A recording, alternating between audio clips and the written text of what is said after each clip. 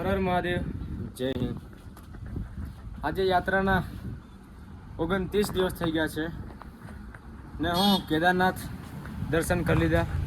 જે બીજી તારીખે સવારે વહેલા આપણે દર્શન થઈ ગયા હતા. 9 વાગે તો આપણા દર્શન થઈ ગયા હતા.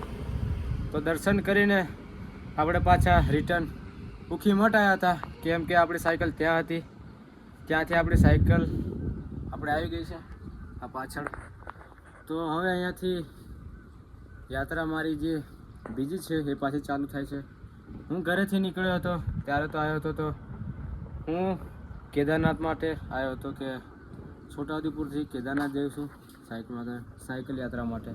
પણ હવે મન બદલાઈ ગયું છે. તો હવે એવું છે કે મારે બદ્રીનાથ પણ કરવું છે, કેમ કે રાજુભાઈ જોડે છે. હર હર મહાદેવ ભાઈઓ. આપણા ભાવનગરથી, તો હવે સાથે છે આપણી જોડે. તો વિચારું કે હવે જોડે આ યાત્રા પણ કરી લઈએ. બીજું પ્લાનિંગ આગળનું પછી વિચારીશું.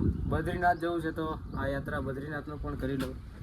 તો બસ તમારો સાથ અને સપોર્ટ જોઈએ છે.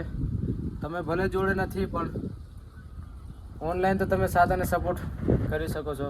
તો સાથ અને સપોર્ટ તમે જેવી રીતે આપતા હતા એવી રીતે તમે આપતા પણ રહેજો. તો હવે અત્યારે હું નીકળી રહ્યો છું બદ્રીનાથ તરફ. ને આજે તો પહોંચી નહીં શકાય, કેમ કે વાતાવરણ તમે ખાલી જોઈ લો, અને ચઢાઈ પણ એટલી છે આ તમે જોઈ શકો. અહીંયાથી ધક્કો મારી લઈને આવવું પડે છે. આ રહી આપણી સાયકલ ધક્કો મારી. એનું તમે વાતાવરણ જોઈ લો. હવે વરસાદનું થઈ ગયું છે વાતાવરણ. એટલી નીચાઈ છે કે વાત જ ના થાય. તો તમે સાથ અને સપોર્ટ આપો. તો મળીએ આગળ. હર હર મહાદેવ, જય હિન્દ.